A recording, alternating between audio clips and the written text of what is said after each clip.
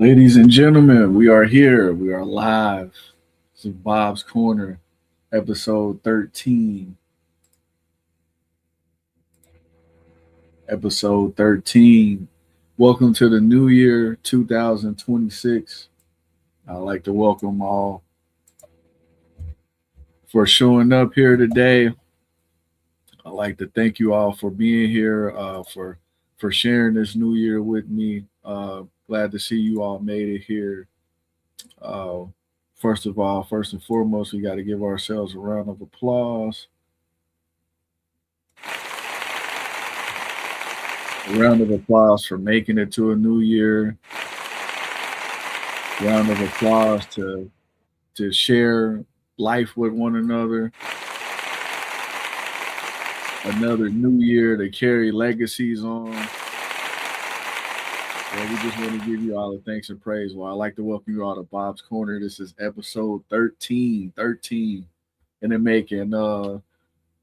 Honest truth, man. New Year's. While we got past the holiday season, we made it through all that. We crawled through birthdays. We made it through all that. Harsh thing about it is we got to do it all over again this year, God willing. So we want to give our thanks to Him always and forever. I want to talk about the New Year escape, and I remember being in a space where I believe that the new year was going to bring me some sort of peace. The new year was going to bring me a sense of peace, or a sense of freedom, so to speak. And I gotta say that throughout the years, I've learned that there's good moments and that there's bad moments. We expect the new year just to bring clarity, to bring strength to us. But through it all, we still have our times where we learn that the grief process is definitely a roller coaster in itself. Is definitely a up and down process. Beginning with the turn of the year. That that initial initial day, that New Year's Day, you realizing that you going into a new year without a family member that you lost. You going into a new year without a person that you share life with. You going into a new year where there's an empty void that somehow can never be filled. You start to realize these things as we count down five, four, three, two. We're expected to just turn the page, because it's a new year. The phrase is new year, new me. Well, to me, it's been new year, new grief, because I've learned over the years that, just because you're in a new year, that grief don't stop. It don't stop. That grief is constantly working, man. It's constantly working against you, trying to bring you down, wanting to make you sad. It's that's something that you can't really shake. As hard as I've tried, as hard as I've worked to combat grief, and I'm thinking, man, next year gonna be better. You know, okay, well, I had a good year this year. On my brother's birthday, I didn't cry. On my mother's birthday, I didn't cry this year. I'm doing better. Next year is gonna be way better. And then the next year, man, you break down on the same day, like it just happened. It's like we have a thought process in our mind where like we feel like we good. I feel like I'm okay. I'm getting stronger. I'm getting past this. I'm getting better at this. But then that grief hits you the next year, and it's like the incident just took place. The person that you lost, they just left. They just died. You just watched them take their last breath again. You know, that's the unfortunate part about grief. It hits you in waves. Sometimes it hits you and you think that you over it, you stronger, and then next time you hit it, you're like, man, I ain't gonna never get over this. I'm never gonna be better.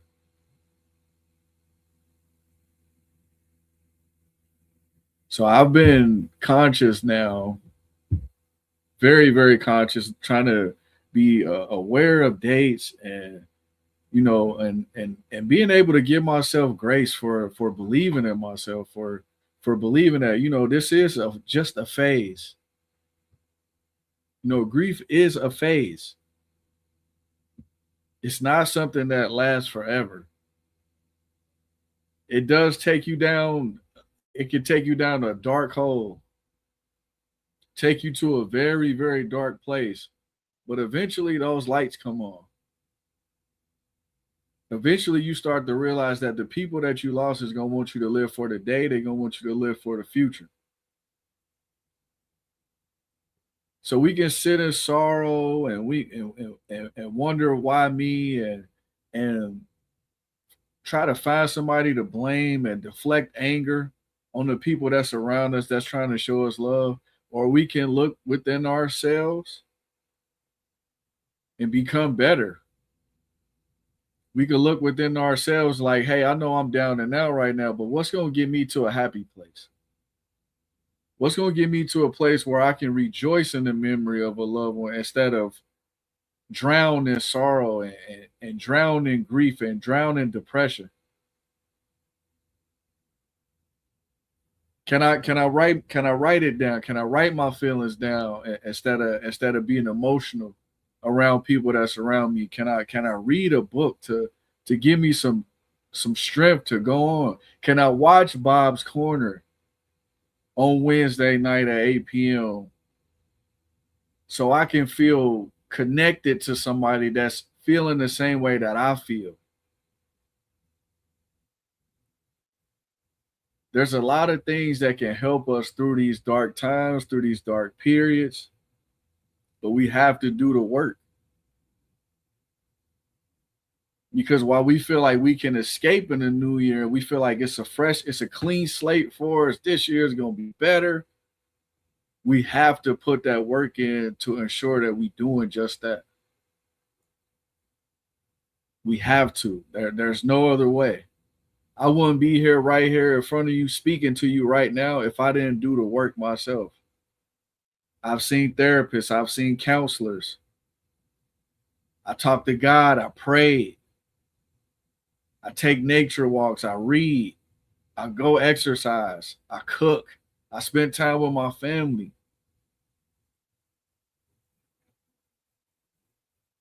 And I name those things before my family because those are things that help me get myself right so that I can be myself for them. If I put them before getting myself right, before taking care of myself and my own needs, then I still can't be emotionally available for them. I'll be there, but not there. So you have to make sure it's a priority that you take care of yourself because grief is an internal battle. It's something that only you deal with. We may lose the same people as another family, but our relationship, our love is different. That extent of love is different between the two. So how that person may be grieving over the same person as you is not the same. We all have different perspectives. So your battle with grief is yours. So this is a new year. So what are you going to do about that? Are you going to continue to, oh God, why me? Why do I have to go through this? Why do I have to be chosen for this? Or will you look in the mirror and look at yourself and see how strong you are for being there? How strong you are that you've made it, how far that you've made it. since losing that loved one, since losing a loved one, it may be multiple. But look how many days that you went making it through that. At some point, you were able to smile again. At some point, you were able to love again. Grief is a phase. So we got to continue to work through those things. We got to put the work in. Clean slate means clean grief plans. Let's find those, like how there are triggers that set off grief within us. We have triggers to induce happy feelings as well, happy behavior as well. So we have to put that work in. For me, the I'm usually triggered at least once a week. You know, some of them are mild. Most of them are mild. Honestly, they don't really get strong until significant dates. But for me, a trigger this week is the nightfall. Like how it gets dark so early now. Like that's a real trigger for me. It makes me think about the night. Excuse me, the night that I lost my brother. Especially when it rains too. Man, and that really triggers me, man. That send me into a thought process where I'm kind of quiet and just kind of processing the night and thinking the night back over and how it felt and the phone calls and just the whole nine. It brings it all back. So to me, it's almost daily where I think about it, and it's something that I can't quite shake. I got to be like extremely busy for me not to see it and acknowledge it because commuting on my way home from work, it gets dark about 5 o'clock, 5:30. The night is there, so it takes me back there daily. But I'm at a point now in my life where I'm able to think about it, but I'm not dwelling on it. So I'm thankful for the growth in that space. But I definitely go through those triggers every day. But I do have my favorite songs and stuff that when I'm riding in the car, I'll play to kind of mellow me out, kind of chill me out. So I'm not overtaken by the grief. It's just a thought, and I can reflect. Um, but unfortunately, a lot of vivid images from that night replay, and I hear the people. I can smell everything. It's like the mind is so powerful it'll put me back at the scene like I'm really walking there, but I'm in my car driving home. But I give myself grace in that area, man. And when I'm able to come out of that thought process, maybe 2 to 3 minutes in, I'm able to rejoice and be thankful for the life that I've been given and the time that I was given with my brother. And I just praise the Most High, man, and just because I'm thankful for the time that I got. So, um, going into the new year, man. I know my goals this year are to celebrate my loved ones more than I have before. I know that previously, in previous years, up until about 2018, we used to celebrate my loved ones like pretty frequently. Like we would have a dinner for one on their birthday. We would go to the place where we lost them at. We would let balloons go and just it was just not everybody could make it all the time, but it still was a way for a family to connect and and appreciate the life that we are given, appreciate the life that we do live, and we talk about said family member always in good fashion. So just remember them. Talk about funny things they used to do, jokes they used to tell, crazy stories that we had with them, and but most of it's about the love that they showed for us, the way that they protected one of us at a certain point in time, the way that they looked out for us at a point in time. Like it's always a good feeling. And honestly, I really, really miss those days. So family, if you watching, um, I definitely want to make those things happen again. And then we don't have to go back to the place where we lost them at. It could be stuff that's different, a picnic for the kids, or just something to celebrate life and to just celebrate us as a family. Like, it's very important. It is, unfortunately, and I hear this too many times, like, oh, we always got to stop getting together like this. We got to stop seeing each other like this. But when you get busy in life, unfortunately, that's kind of how it ends up going. And it's not just in my family. I'm sure it happens in a lot of families across America. You know, that's one of those things you don't think about till you lose somebody. Like, we just get so caught up in things, we begin to take life for granted. Um, and for anybody that's holding a grudge against a family member or a cousin, a sister, a brother, like let that stuff go. You only get so much time to live with a loved one, man. Don't waste it all beefing with them. Like, I watched my uncle and my dad beef for almost a decade. Like in probably, well, I don't think it was a decade. Probably it was close though. But why though? Like, the last time he seen my dad was on his deathbed. That's when they made up. When he was about to die and he couldn't even talk. Like, so if you holding on grudges with a loved one, man, let it go, man. It's not worth it, man.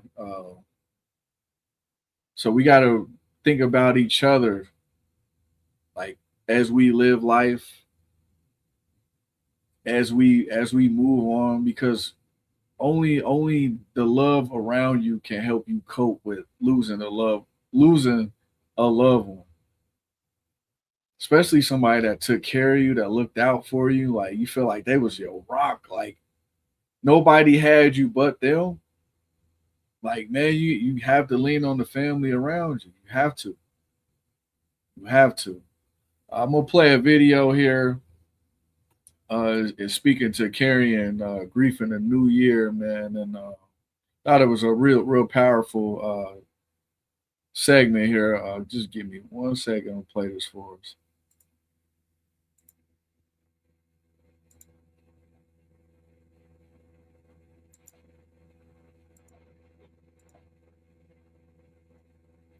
And this is such and this is such a good question, Tracy, because this is a really powerful time of and this is such a good question, Tracy, because this is a really powerful time of year for a lot of people. And when we're approaching the end of one year and going into the new year as someone who is grieving, it can be both a blessing and carry with it a feeling of being a curse too. It's a blessing because we simply wanted the holidays to go by as fast as possible. And maybe we're on the other side of the harder part of that. But then it also feels like a curse because now that the new year is approaching, we feel like time is pulling us further and further away from our loved one, especially if this is the first year without them. And when I lost my daughter Zoe, I counted the weeks at first. And because of my brain fog, it was one of the only things I could remember at the time. And this is such a good question, Tracy, because this is a really powerful. First and foremost, I want to give a shout out to that man and prayers to that man. Um, I couldn't imagine what it feels like to lose a child, so I want to give my condolences to him. But yeah, the new year, you feel like you want to get a fresh start. You feel like you'll have a fresh start, and you know, although grief comes in waves, there is that possibility for a fresh start. It is a possibility to grow. I don't want my New Year's to replace the cycles that I've been in before. I don't want my New Year's to take me back. If I'm in the new year, I expect to handle situations better each and every time that I endure them. grief has been something that I've grown some, I've came back some, but I'm continuing to grow. The resolution time is a lot quicker than it used to be. I have my bouts with grief maybe about 3 to 4 times a year. So, and I'm not talking about like, oh, I'm sad, I just cried out. Like, I'm talking about some stuff that can last like subconsciously, unknowingly for maybe like a couple weeks at a time. So, I'm working on myself to develop a system, to develop a formula that helps me combat the grief that I endure. Uh, when it does strike, because like I said, it's unknown. It's like a ghost. Like it's like something you just don't see, man. It'll tap it and it just tap you on the shoulder, and then it just seep its way into your body, and just you just start reacting. But I don't want to be that person no more. So I'm doing everything that I can in my power to work away from that. Because that's not something or who I want to be. I don't want to be an angry person. I don't want to be a depressed person. I don't want to be a person that's antisocial. I don't want to sit in a room all day. I don't want to be emotional all the time. I want to be free. I want to be free mentally. But I know I have to put that work in order to do so. One thing I want to do going forward, man, is give some tips to grow for next week. So if you find yourself, okay, I'm the guy in the movies with the phone on. But if you want to grow and you want to see yourself in a different light, if you find yourself dealing with any triggers from now until next week, I want you to take a second, take a moment, breathe, stop what you're doing, put the phone down. If it's warm outside, hopefully it is. It's been like in the mid 50s here, lower 60s. Hey, weather here has been fantastic. I can't complain for Ohio in January. This is remarkable. Go outside, take you a walk. Don't take a device. You don't have to go with anybody. Take a walk and look through the trees.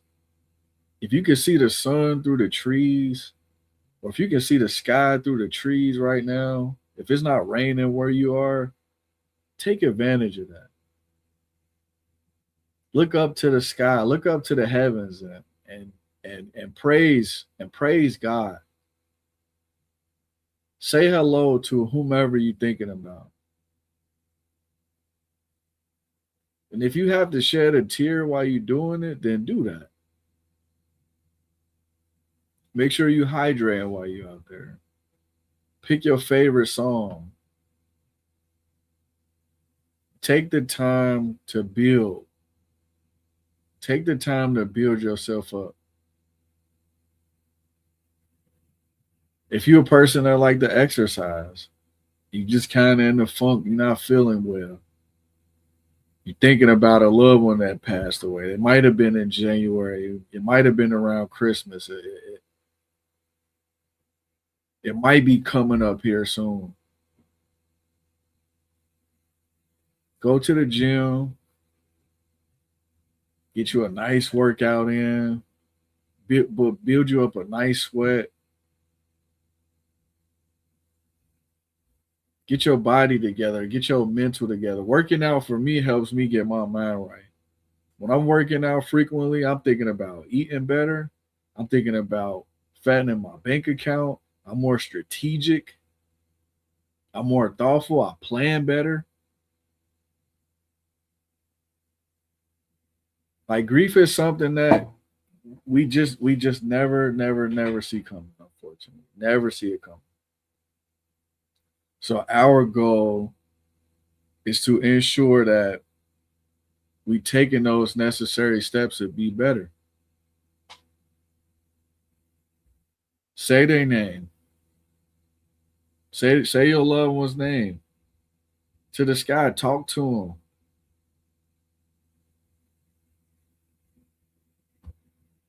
Another thing I want to highlight on before we get out of here for this evening is I want to speak on what grief taught me last year.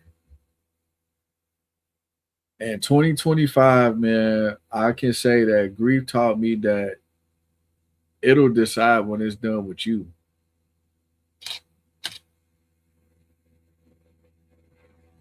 Like the year before last, man, I was so great emotionally. Like I handled every instance. I handled every birthday. I handled Mother's Day. I handled all of that with grace. I handled all of that with control.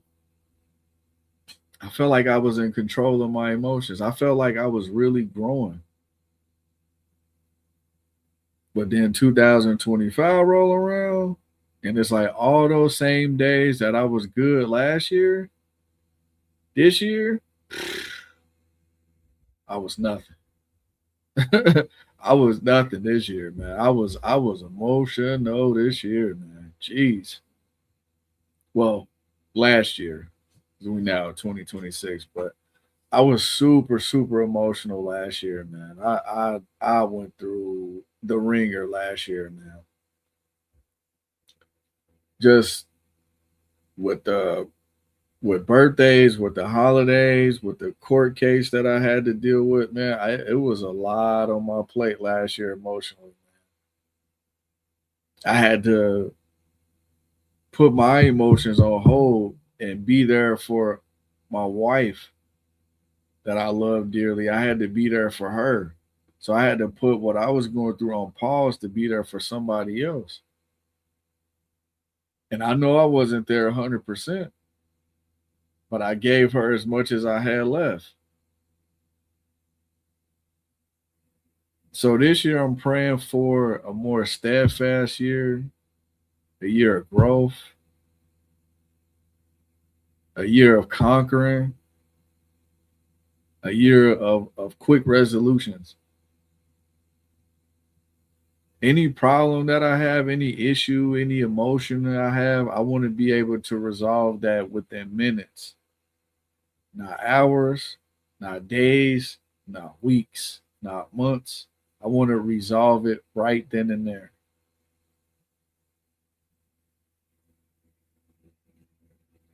Grief taught me that it's never done until it says so.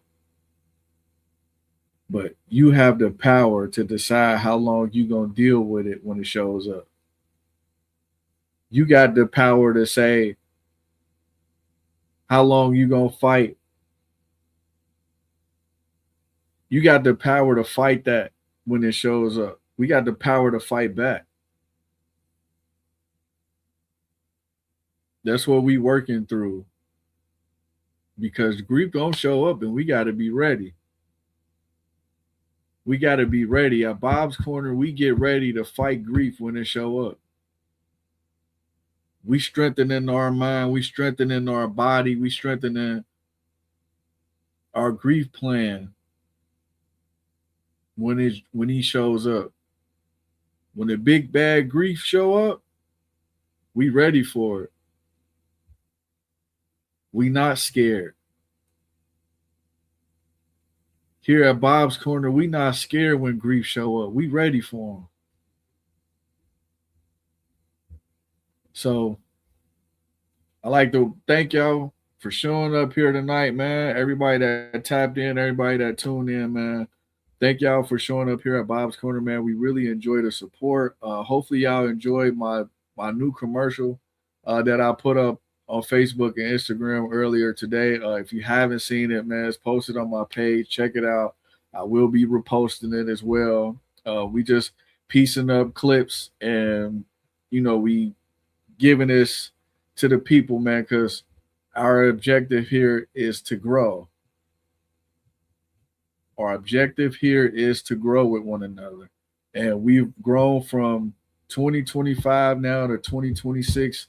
And we standing here tall. Again, remember, you are not alone. Here at Bob's Corner, we gonna fight grief together all 2026. So I'd like to thank y'all again for showing up, man. It's Bob's Corner, episode 13. Y'all have a good night.